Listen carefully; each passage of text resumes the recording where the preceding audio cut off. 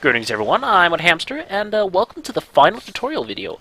This will be a basic demonstration video of all the weapons and some of the new things that weapons could do. So let's jump straight into it. You can see what weapons that you want me to use. First, I'm just showing off some basic unsheathing and blocking. I cannot move or turn while blocking, so I'm very stationary. As you can see, I can use items from behind the shield. Very handy. I don't need to take my weapon away to use items. That's kind of one of the strengths of the sword and shield.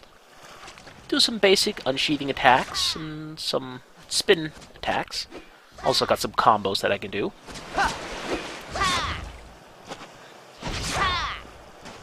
And, yeah.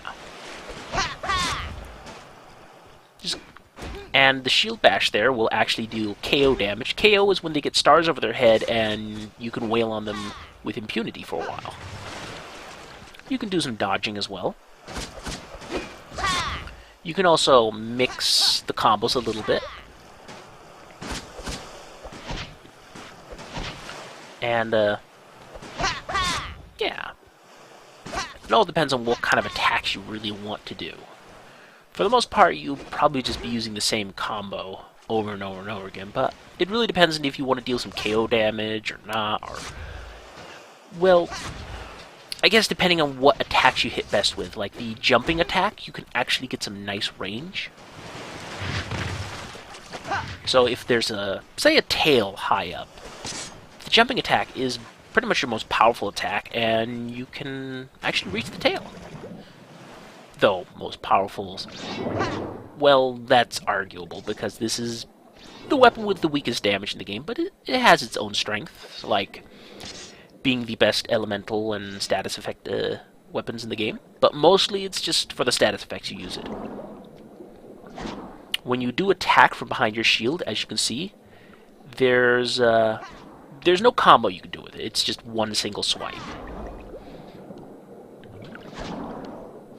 The sort of circle spin attack is kind of like more of an area of effect attack around you. It's still fairly weak, but handy against small little critters that are all around you. And as you can see, you kind of move a little bit differently in the water, and I do believe they remove one of your attacks in your combo when you're underwater. But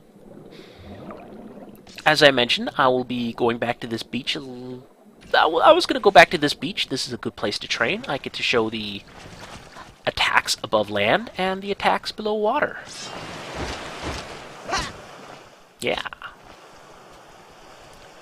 So, let us move on to the next weapon.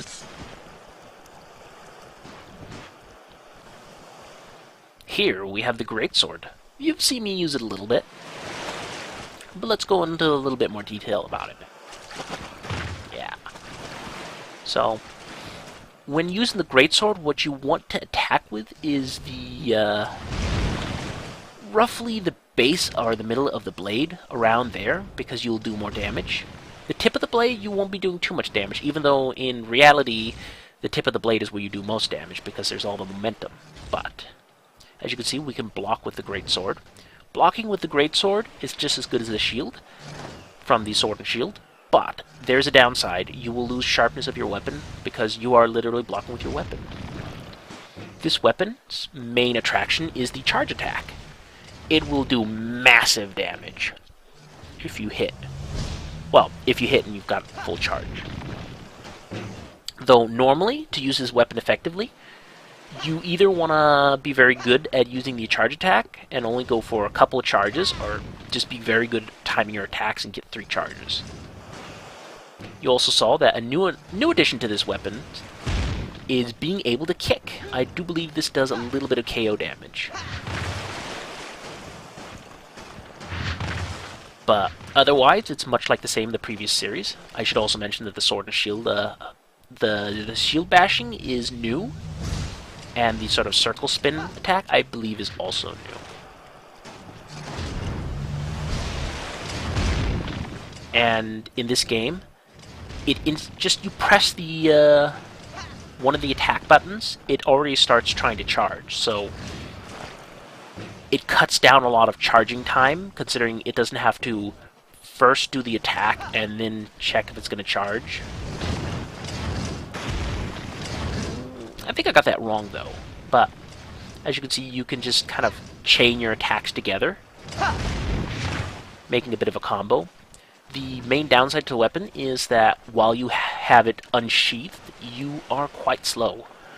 Unsheathing attacks is probably the most handy you can do, as that already initiates you charging a weapon.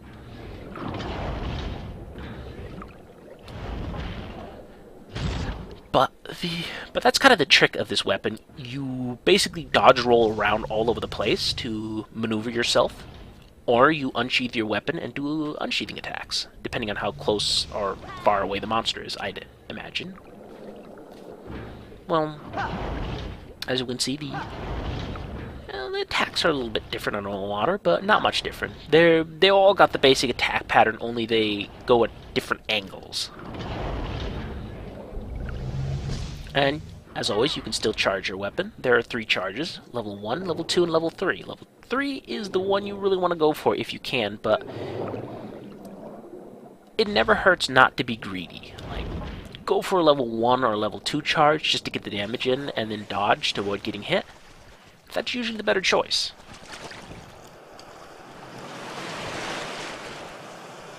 But for now, let's take a look at a favorite of a lot of people, the hammer. The hammer here, it is pretty much a powerhouse. It is absolutely broken in this game.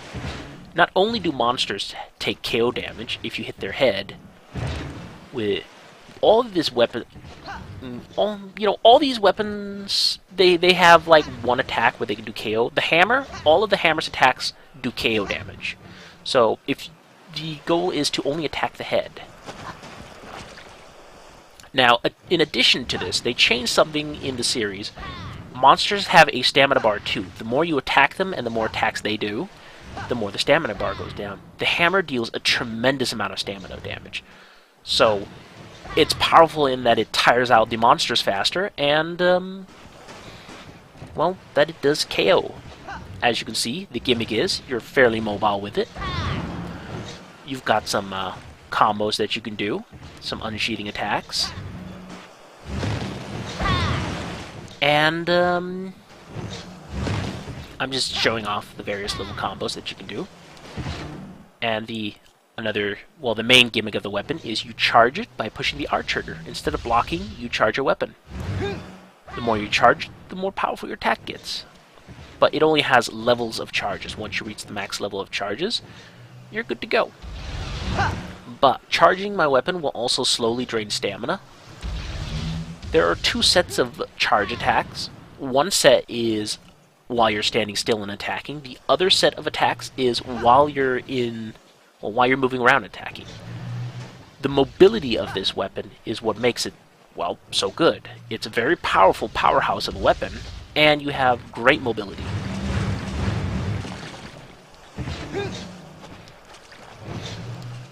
I think the only attack that doesn't do KO damage is the spin attack. Well, the actual spinning. And to the spinning, there's actually several attacks. Depending on when you press the attack button again while you're spinning, you will get a different attack. Or you can just let the spinning run out. Run its course through. Not much has changed with the hammer. I believe you can do a kick while you're holding the hammer too. Or perhaps you can't. I don't remember. Don't recall. The only thing that has really changed with the hammer is that you now deal stamina damage. And the next thing that's changed, kind of a significant thing. While you're spinning around, you can get out of the spinning a lot easier and dodge around. Some of the attacks have changed a bit as far as, like the attack pattern goes, how you attack, and the speed of them. All in all, you're more mobile with the hammer than you ever were in the previous games. So it's easy to avoid getting hit, which is really nice. But I will have to admit the hammer is very powerful, and In multiplayer, it is really risky to have more than one hammer user because there's not so much room as far as attacking the head goes.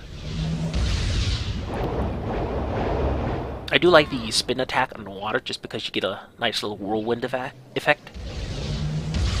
The whole gimmick with the spinning attacks is it's handy to use against a monster who's limping away from you.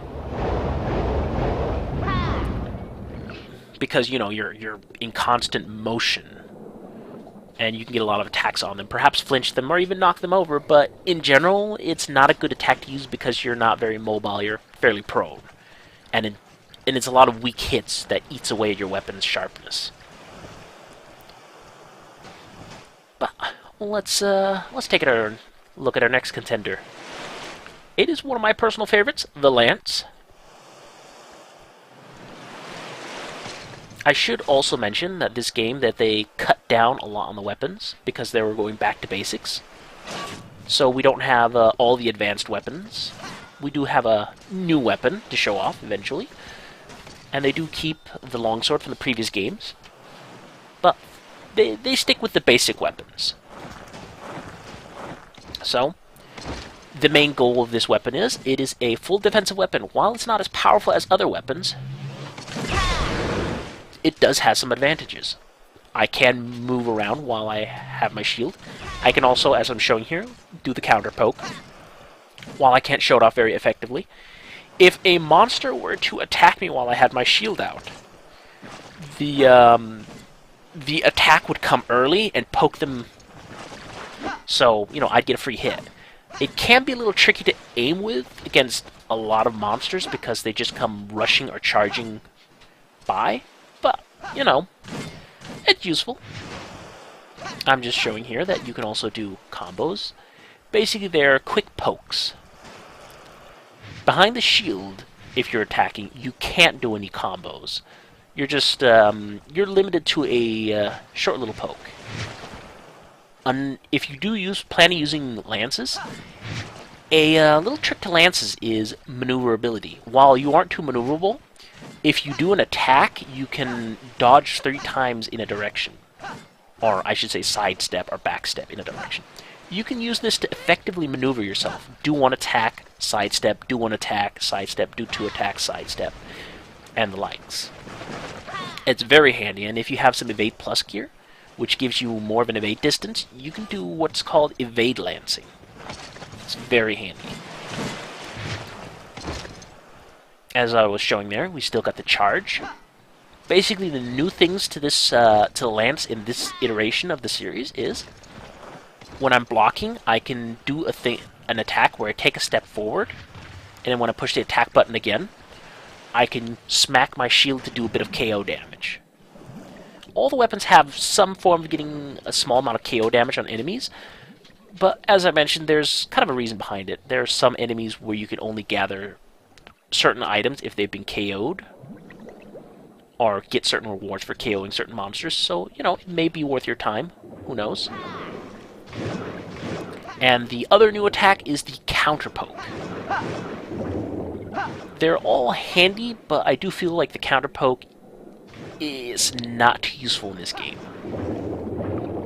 At least against most monsters. Because most of the time they will just charge back and forth, or the likes, and by the time your counter poke attack goes through, the monster has already passed you by. But, you know, just showing the various attacks. Always fun.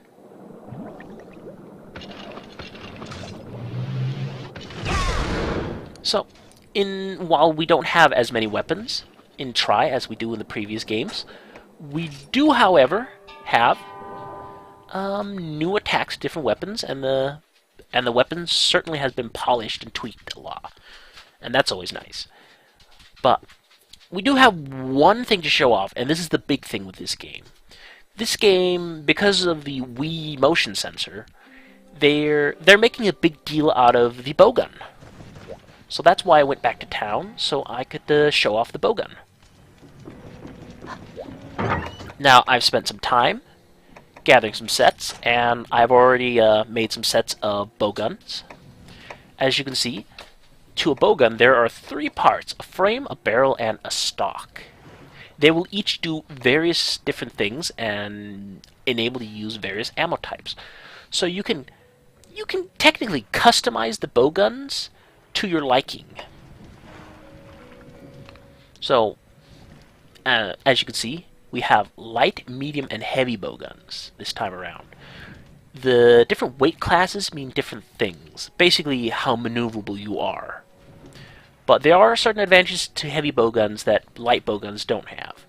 Like, you will never find a light bowgun with a shield attached to it. So, as you can see there, the heavy bowgun has a shield and some extra defense, so you can actually take the hits.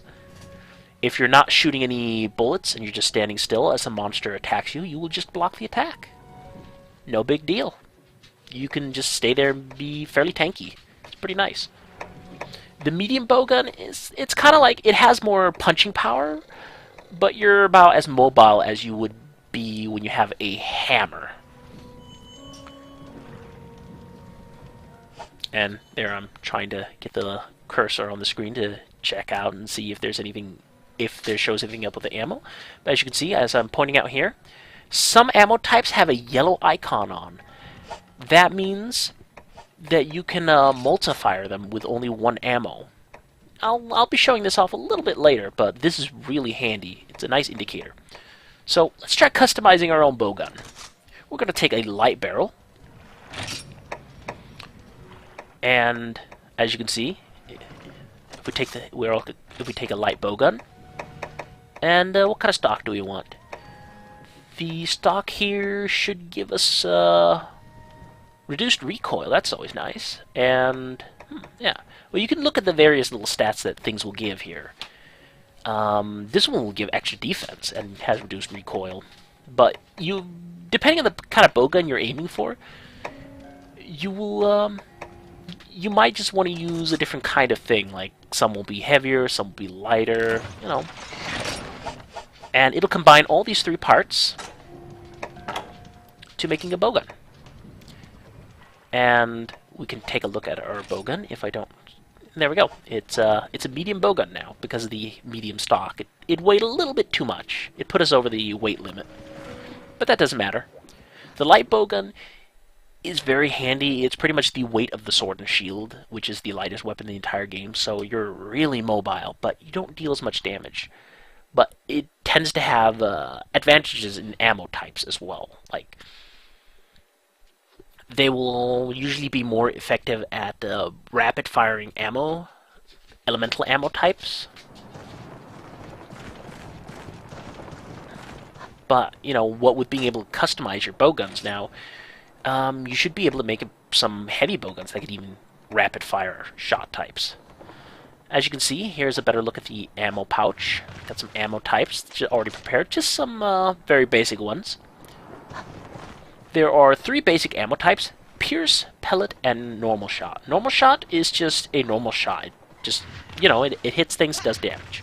Pellets are like shotgun bullets, and Pierce will go through enemies and hit up to an amount of times. If a monster is large and it's still traveling through their hitboxes, it will hit them multiple times until it's hit the amount of times. So we can either hip fire, do some hip shots, just not even aim, just fire our gun whenever we want, or wherever we want. For the demonstrations, I'll be using Normal S, which is ammo you always have on you, which is kind of an upgrade in this game. Before, Normal S1 took up an inventory slot, and that's kind of like your unlimited, you better hope you still have ammo, because this will do almost no damage type ammo. But it's handy in a pinch, I guess. Let's test it out. It takes quite a few shots to kill even a Kelby. As you can see, we can reload whenever we want, but once we have no ammo, we will be forced to reload. We can even zoom in a little bit, get some sniping action in. If your bowgun has a high deviation or a very short range, then you won't really be able to snipe properly. As you can see there, my bullet is bouncing off of the monster, the Kelby I should say, and it is doing reduced damage, and that's just because I'm shooting at something too far away. The closer you are to a target, the more damage you're going to deal with your bowgun in general. So, let's try a normal S2. This is probably going to be your main bread and butter. As you can see, it had a yellow icon, so I could rapid fire it. Now, take a look at keep an eye on the bullet icon when I fired off. And me putting a piece of meat on the ground was an accident. One bullet, I shoot 3 shots off and spend 1 bullet. So rapid firing is really great. If you can get it, you want to rapid fire bullets. And as you can see, normal S2 deals a lot more damage. Very handy. The next type of bullet types will be paralyzed shot. This is a status effect shot. You can get various bullet types, such as dealing status effects, elemental damage, underwater bullets that are specialized for underwater damage, that sort of thing. Pretty handy. You can get all kinds of neat ammo. Very customizable. And paralyzed shot, well, you can see the Kelby is paralyzed. Another attack you can do is you can just butt them with your gun. This does KO damage, but it deals a very small amount of KO damage, and it'll take you forever if you even try to kill any small creatures with it. And again, I do apologize if you can hear Mr. Toto here in the background. He's just being a pug.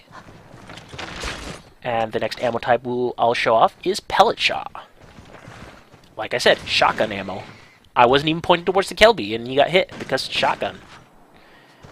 And since I got multiple shots per bullet, I can multi-shot it. Yeah, I get multiple hits. Pellet shot is really only good against small critters or very fast-moving monsters you can't get a good aim on. So that's really the only time it's justified to use them, because pellet shot doesn't do too much damage. But it is handy. But for now, that'll be it for Sir Test here. He will be signing off. And I'll be showing you some of the more advanced weapons. These weapons you get later in the game. They're kind of late game weapons, so I have to use one of my characters that I played. So this weapon is new, brand new to the series. It's called the Switch Axe. It is pretty much a giant axe, but it has a few unique features. It does share some attack patterns with the hunting horn for the previous games. I'll point it out when it happens. Just showing off some basic unsheathing attacks. And that there is what we call the endless combo. As long as you have stamina, you can just keep that baby going.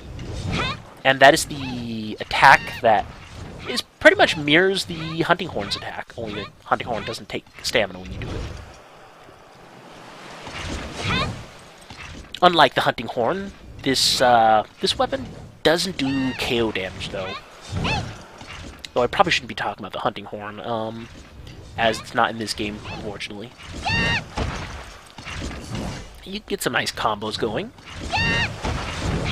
And the Switch Axe also has some very nice reach. When you do the uppercut attack, it is really great at cutting tails. Especially if you can't really reach them. You also have a special gimmick. Huzzah! It is now Greatsword, and while you do have the same mobility as a Greatsword, and you can't block like a Greatsword, you can switch between an axe and a Greatsword however you like. I will be spending a moment figuring out the attack patterns and combos, because honestly it's been a while since I used it. But you can instantly just switch to the Greatsword version. And as you see, while I'm attacking, that little yellow bar at the top of the screen will be depleting as I attack.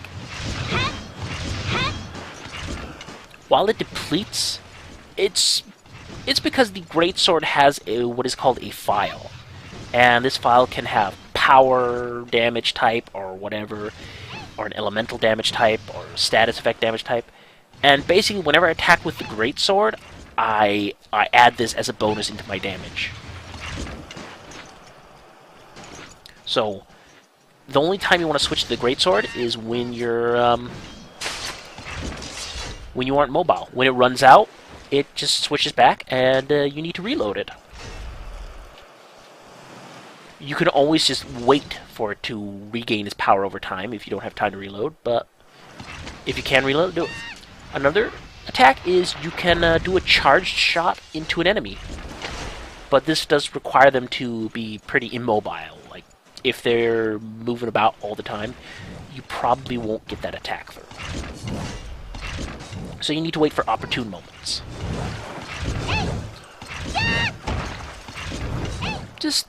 But I'll be spending a few moments showing off some attack combos.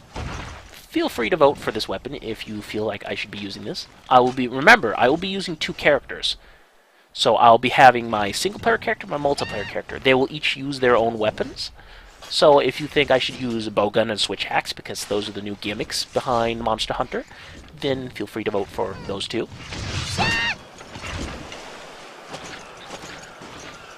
But the switch axe, I'm very rusty in the switch axe. I will need some practice in the switch axe before I can actually use it properly, but it's a really good weapon. The only downside to the switch axe, it's much like with the longsword, which I'll be showing in a moment. It tends to knock people around a lot. Like, the lance, though, is probably the weapon that knocks people around the least. But honestly, yeah, you just have to be careful with your attacks. Try not to get into each other's way. It could be a little tricky at first, but if you got some good team synergy going on, it's not that big of an issue. And luckily there was some Ludroths in the area. And they made some pretty good fodder to just toy around with. Of course, the switch axe is, I believe, a mid-game weapon. Like, you don't get it right off the bat in the starting. So, if you do want me to use the switch axe, I'll just find some weapon types to use in between in the meantime. The same goes for the longsword. If you choose any of those weapons, like longsword is pretty much endgame weapon. So I'll probably have to say maybe use a little bit of bowgun, a little bit of lance, a little bit of everything really. Weapon for every occasion. But that's just one of the minor hiccups if you do choose some of the more advanced weapons. I call them advanced weapons since you get them later in the game. But I believe that was it for the switch axe. Yeah. And as night descends upon the deserted island, let's check out the Longsword. This is a returning weapon from the 2nd generation of Monster Hunter. In fact, the only advanced weapon of the 2nd generation returning into the series.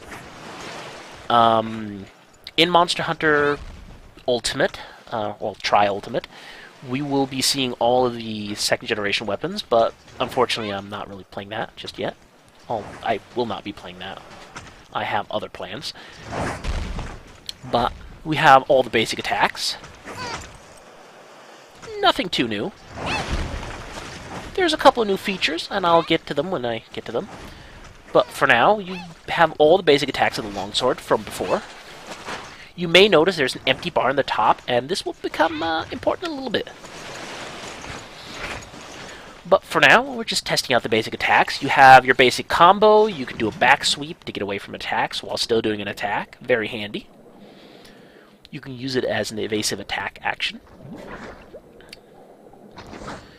You have various attacks.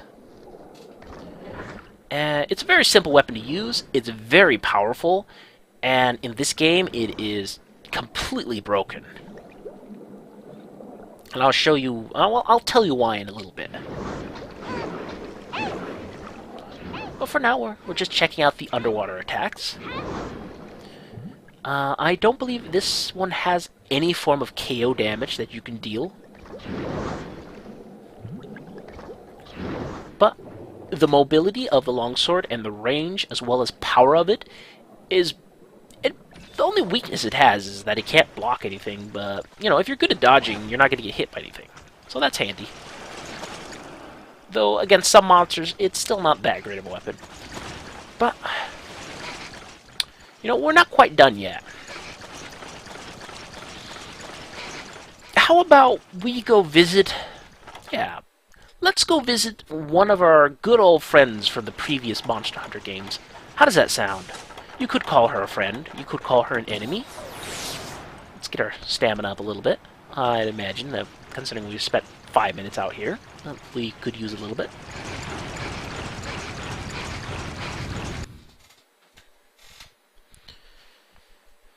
And, what's that in the background?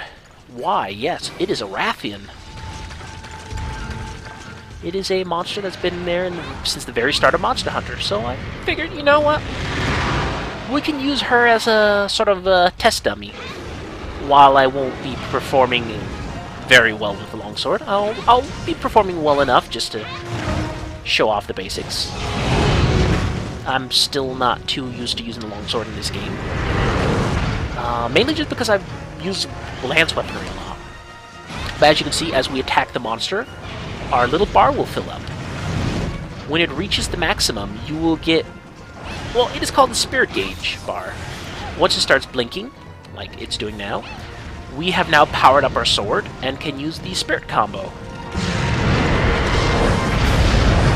I'm just showing off the Spirit combo here.